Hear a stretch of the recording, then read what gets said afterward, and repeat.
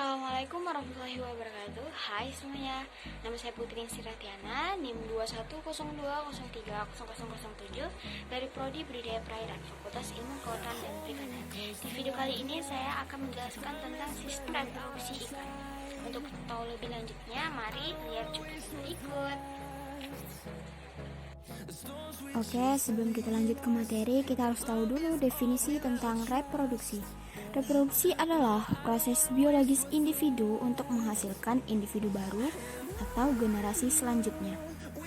Organ reproduksi ikan atau yang disebut dengan gonad terdiri dari gonad jantan, terdiri dari sepasang testis pada umumnya berwarna putih atau kekuningan. Letak testis pada umumnya pada dinding tengah rongga perut atau abdomen. Testis berfungsi untuk menghasilkan sel spermatozoa. Dan gonad betina terdiri dari ovarium yang berwarna bening kemerahan seperti agar-agar. Ovarium terletak di dekat usus mengisi 2/3 rongga perut atau hampir menutup organ-organ tubuh. Ovarium berfungsi menghasilkan sel telur ovum. Bisa dilihat di sebelah kiri, itu adalah gambar reproduksi ikan. Tipe-tipe berdasarkan organ reproduksi dapat dibedakan menjadi 3 tipe, yaitu 1. Biseksual. Biseksual ikan tipe ini memiliki 2 alat kelamin dalam satu spesies. Ikan jenis ini dapat dibedakan antara jantan dan betina dengan melihat ciri seksual primer dan sekunder ikan.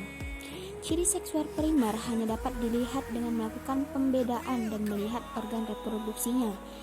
Ciri sekunder dapat dibedakan dengan melihat ciri morfologi ikan tersebut.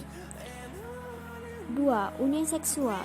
Ikan uniseksual memiliki alat kelamin tunggal. Untuk beberapa spesies ikan, penentuan jenis kelamin mudah dilakukan karena semua individu berkelamin betina. Ketiga, ikan hermaprodit adalah ikan memiliki alat kelamin ganda. Ikan hermaprodit dapat dibedakan menjadi 3 tipe, yaitu sinkroni, merupakan golongan ikan yang gonadnya terdapat sel kelamin jantan dan betina yang dapat aktif secara bersamaan. 2. Prontandi adalah ikan yang dalam hidupnya mengalami perubahan jenis kelamin dari jantan menjadi betina. 3. Protogini.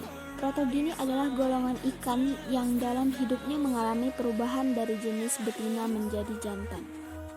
Next page. Cara reproduksi ikan terbagi menjadi 3 macam, yaitu 1. Ovipar bertelur.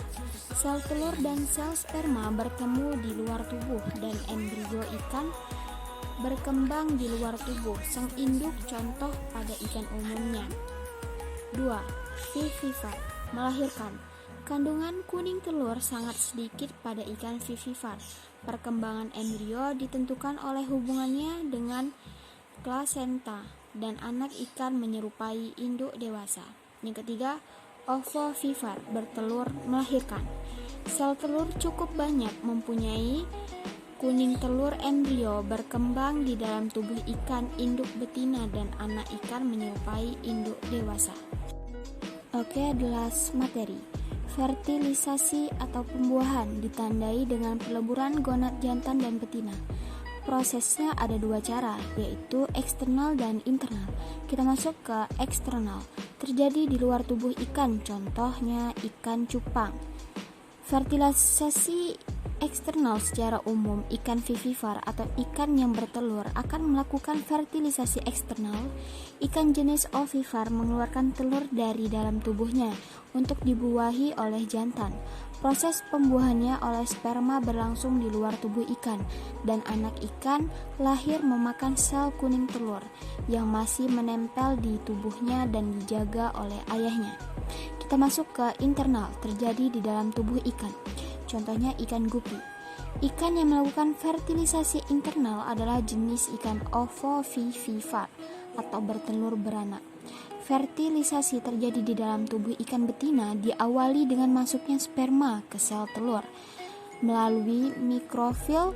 Meskipun banyak sel sperma yang masuk, akan tetapi umumnya hanya 1 yang dapat membuahi sel telur. Oosit yang telah dibuahi, kemudian membentuk zigot, dan selanjutnya berkembang menjadi embrio, dan terjadi penyempurnaan anak ikan yang mirip induknya.